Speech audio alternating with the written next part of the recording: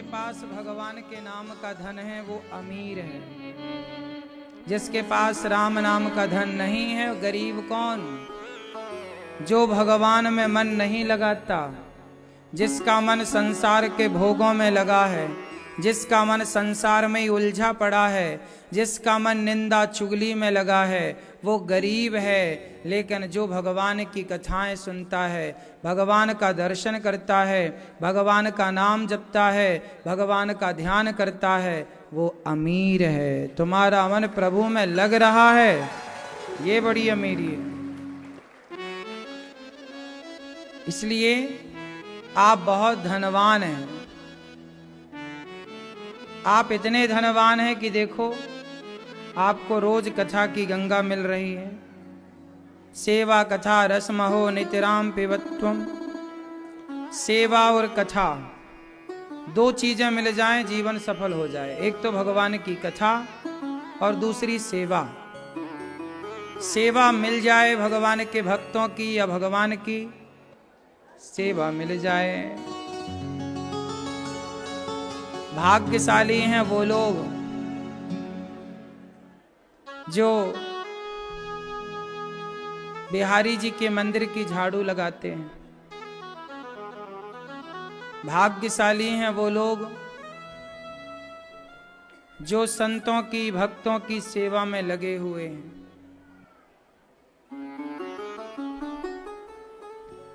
इसलिए माता शबरी पिछले जन्म में एक राजा की पत्नी थी। बहुत बड़े राजा थे, उनकी बड़ी पत्नी सुशील संस्कारी। एक दिन राजा ने कहा चलो प्रयागराज चलते हैं। तो प्रयागराज राजा आए, अपनी पत्नी पालकी पर बैठ के आई, सारी सेना सिक्योरिटी सब प्रयागराज आए।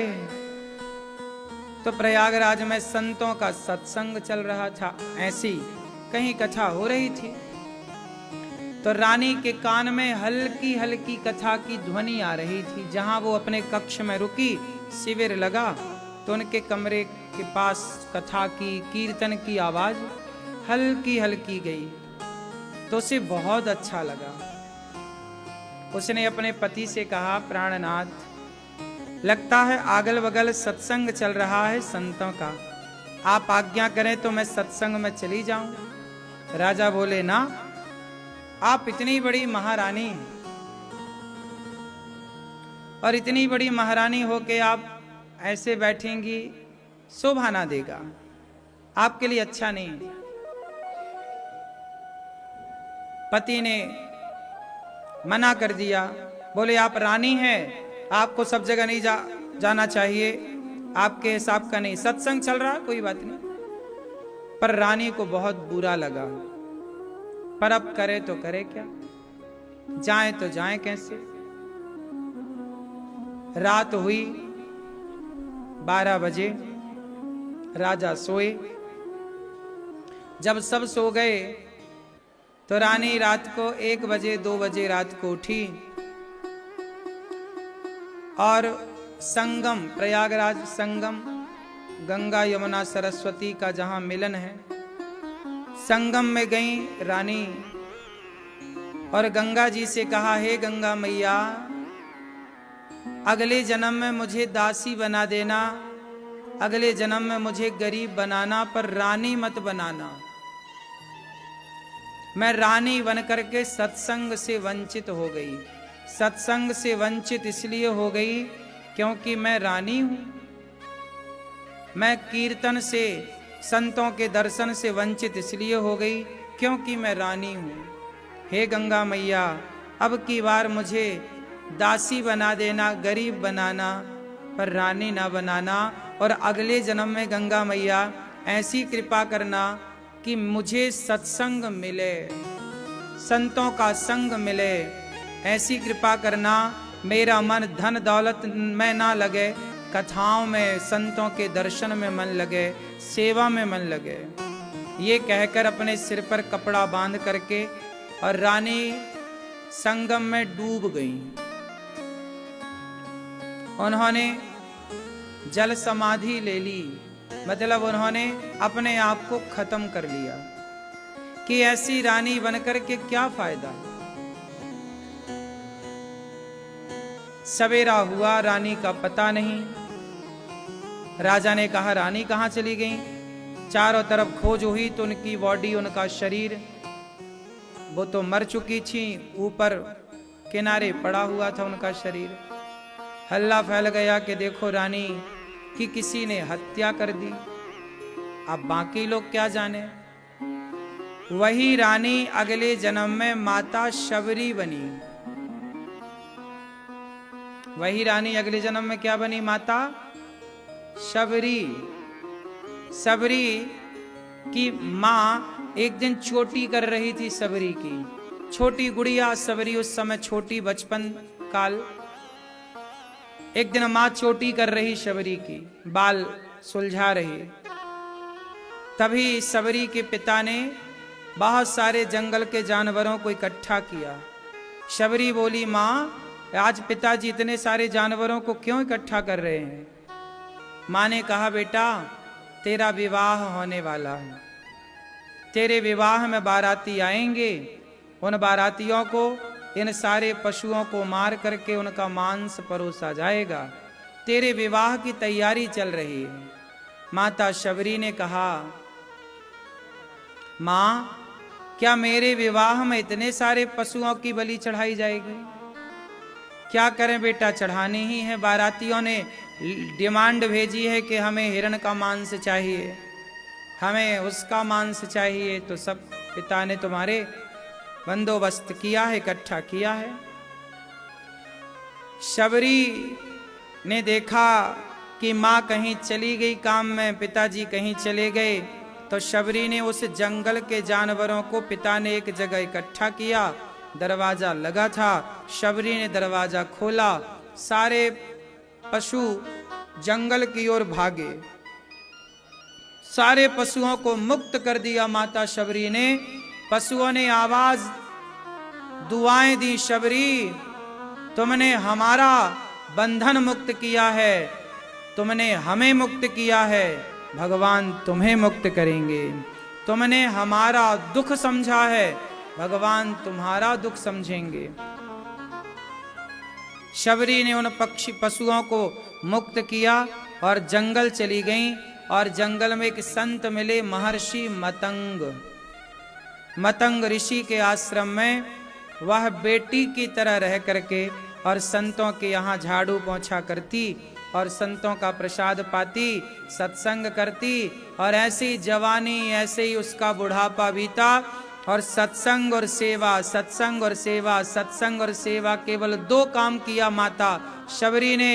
इन 2 कामों का इतना बल बढ़ा कि राम स्वयं शबरी का घर के पता पूछते पूछते आ गए कि क्या मेरी शबरी माता यहीं रहती है? ये है भजन का प्रभाव, ये है सेवा का प्रभाव, ये है सत्संग का प्रभाव। कहते हैं कि किया गया पुण्य खाली नहीं जाता। भगवान हमारी भक्ति आज से नहीं देख रहे, पिछले जन्म में भी आप लोगों का कोई संस्कार रहा होगा भक्ति का, तब इस जन्म में मन भगवान में कुछ लगा, नहीं तो इस जन्म में मन लग जाए हम इस योग्य कहाँ हैं। तो ये पिछले जन्म का संस्कार है। इसलिए कहता हूँ सत्संग और सेवा, ये 2 चीज जब मिल जाएं तो समझ लो कि भगवान की कृपा हो गई। कृपा का अर्थ हमने एक दिन समझाया था, यही है कृपा। भगवान में मन लग जाना, शरीर से अच्छे काम हो रहे हैं, यही कृपा है। प्रिय भक्तों, इस कथा की गंगा में हमारी मैया श्रीमती नूतन शर्मा जी, स्वर्गीय कृष्ण विनोद शर्मा जी की स्मृति में हमारी मैया नूतन शर्मा जी ये कथा करा रही हैं और प्रेम से कथा मैया सुन रही हैं और मैया के द्वारा आप सब लोग कथा की गंगा में डुबकी लगा रहे हैं। तो भगवान की कृपा मैया पर बनी रहे, मैया सुखी रहें दरभंगा से, मिथिलांचल से मैया आई हैं और मैया के साथ आप सभी कथा सुन रहे हैं। भगवान की कृपा जब होती है तो सत्संग बार बार मिलता है। कल हम लोगों ने कथा में सुना कि भगवान अपनी माता कपिल देव जी को उपदेश करते हैं और माता सिद्धा नाम की नदी बन करके बह जाती हैं। मनु जी महाराज की दूसरी बेटी हैं, तीसरी बेटी हैं आकुति, देवहूति, प्रसूति में प्रसूति नाम की कन्या का विवाह माता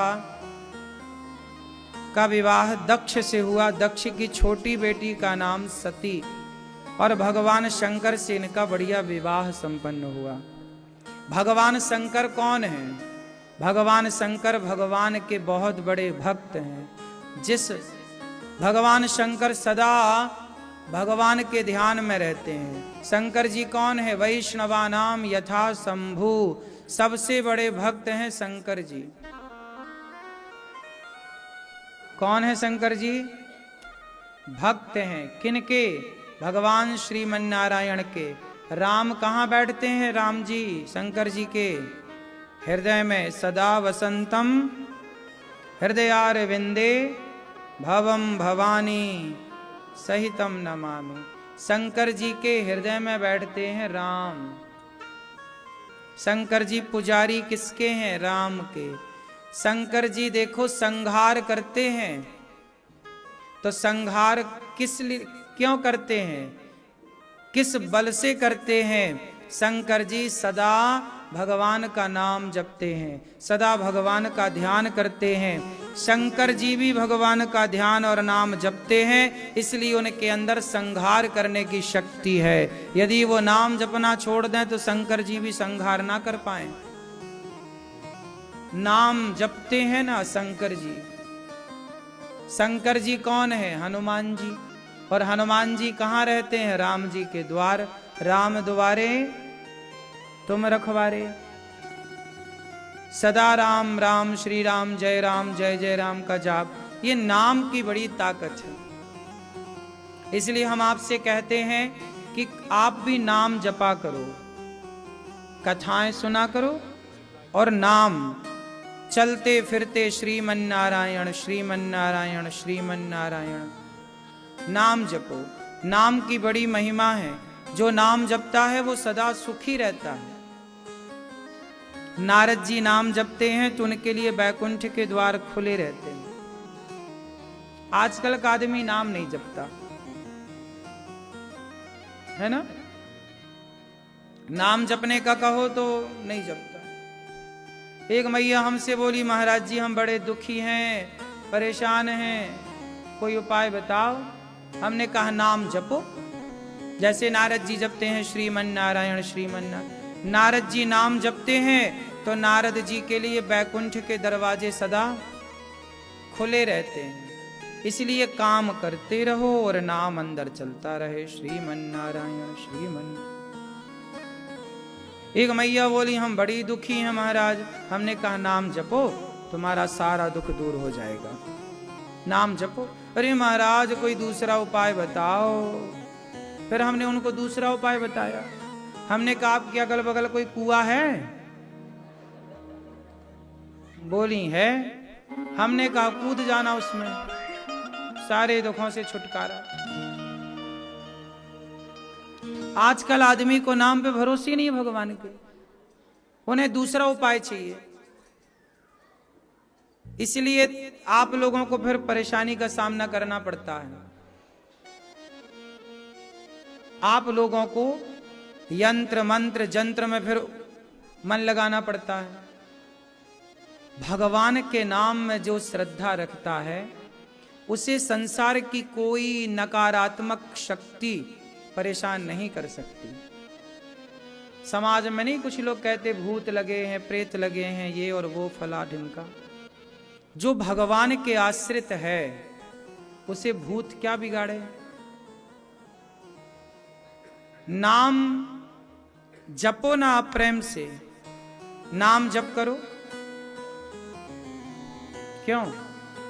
भगवान का भरोसा नहीं है। जब भगवान के भरोसे, आप किसके भरोसे रहते हैं? आप लोगों के भरोसे बहुत जगह हैं। जब भरोसा एक भगवान पे होता है तो फिर आपका कोई बाल भी बांका नहीं कर पाता। भगवान शंकर जैसे बनो। भगवान हनुमान जी किसके भरोसे हैं? राम भरोसा, राम का भरोसा। तो राम जी के भरोसे लंका गए, समुद्र को छलांग मार के पार कर गए। किसका बल है? राम का बल है। पत्थर को पानी में डाला, तर गए। किसका बल है? राम का बल है। फिर बल भगवान का हो। सुनहरी मैंने निर्बल केवल राम।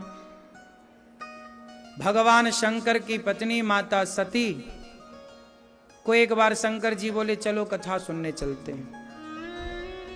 कथा कैसे सुनना चाहिए? जोड़े से सुनना चाहिए। पत्नी जब 7 वचन लेती है ना अपने पति से मंडप के नीचे विवाह के समय, आपने अपने पति से 7 वचन लिया कि नहीं विवाह में? कौन कौन थे 7 वचन?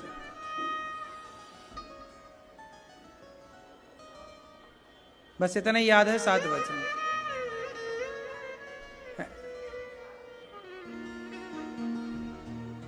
आजकल 7 वचन मैयाओं, आप रोज ना एक कागज में लिख लो 7 वचन, पति को रोज पढ़ा दिया करो, याद रहे ना। पति को रोज पढ़ाओ। उन 7 वचन में एक वचन ये है कि हम दोनों जहां भी मंदिर चलें, सत्संग में चलें, आप हमारे संग चला करिए, हम आपके संग चला करेंगे। हम दोनों सत्संग करेंगे, आध्यात्म से जुड़ेंगे। जब पति पत्नी दोनों सत्संग करेंगे तो दोनों की विचारधारा एक होगी, दोनों आध्यात्म से जुड़ेंगे, दोनों के जीवन में एक नई ऊर्जा आएगी, नया बदलाव आएगा, है ना। ये मैया सो गई क्या पीछे वाली? अच्छा, बहन सो गई? नहीं,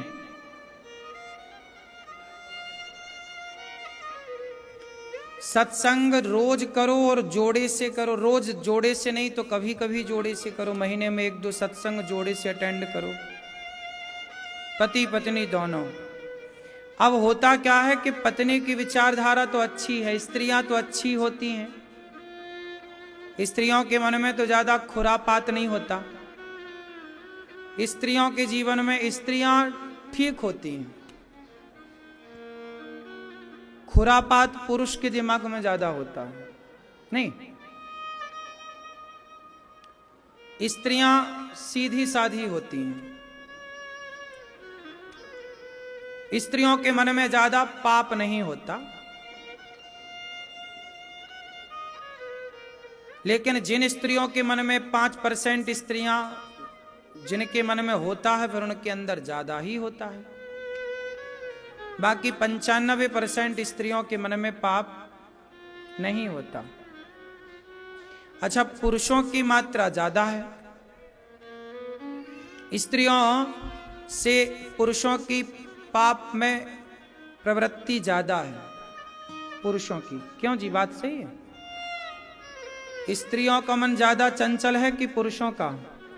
आप बताओ, हैं? किसका मन ज्यादा चंचल है, स्त्रियों का कि पुरुषों का? हैं? स्त्री का ज्यादा चंचल है, आपका नहीं है? क्यों? स्त्रियों का मन ज्यादा चंचल होता है कि पुरुषों का? बोलो। स्त्री का। तुम स्त्री हो के भी स्त्री विरोधी बन रही हो।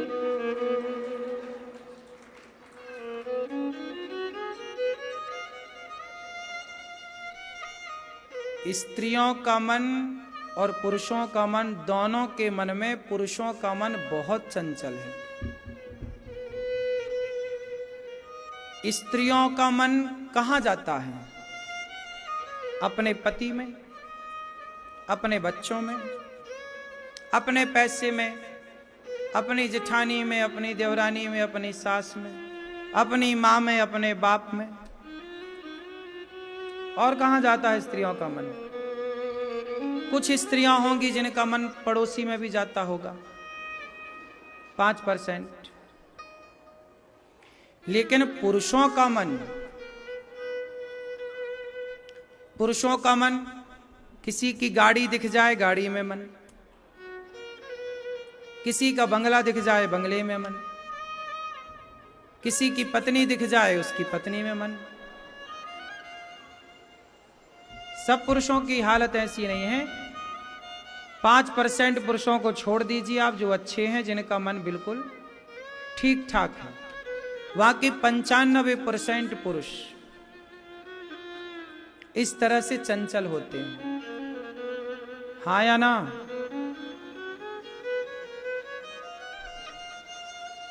इसलिए रावण का मन सीता में चला गया, मंदोदरी का मन तो नहीं गया राम में। क्यों? मंदोदरी का मन राम में गया क्या? लेकिन रावण का मन सीता में चला गया। तो दूसरों की पत्नी को देखकर उसमें मन चला जाए, ये स्थितियां पुरुषों की ज्यादा हैं, स्त्रियों की कम है। स्त्रियां बहुत कम ऐसी हैं कि दूसरे के पति को देख के उसके पति में मन चला जाए। क्यों? इतिहास साक्षी है, मंदोदरी का मन राम में नहीं गया, लेकिन रावण का मन माता सीता में। क्यों जी? बात सही है। इसलिए पुरुषों का मन बहुत चंचल है, स्त्रियों का मन थोड़ा कम चंचल है। इसलिए हम आपसे आज सुबह ही बता चुके हैं कि स्त्रियों का सिर जब हिलता है तो ऐसे ऐसे हिलता है। अब नहीं आऊंगी संसार में। स्त्री के कल्याण होने की, उद्धार होने की संभावनाएं ज्यादा है। स्त्री का सिर बुढ़ापे में कैसे हिलता है? जब स्त्री बुढ़ापे में सिर हिलाती है ना, कैसे हिलता है? ऐसे ऐसे मना करती है, नहीं आऊंगी। और पुरुषों का सिर कैसे हिलता है बुढ़ापे? आएगा भी ये। पेट नहीं भरा पुरुष का, स्त्री का पेट भर गया। हाँ, अब नहीं, अब नहीं, अब नहीं, अब नहीं, अब नहीं, अब नहीं। पुरुषों का हाँ हाँ और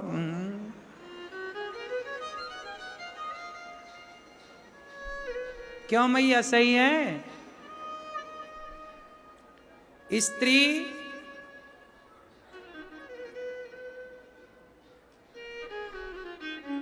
स्त्री का उद्धार जल्दी हो जाता है, स्त्री की सदगति जल्दी हो जाती है, स्त्री को भगवान जल्दी मिल जाते हैं, पुरुष को भगवान जल्दी नहीं मिलते। स्त्री का धर्म एक है, पुरुष के धर्म अनेक हैं। स्त्री का धर्म क्या धर्म है आपका? स्त्री का एक धर्म, सिर्फ आप बताओ।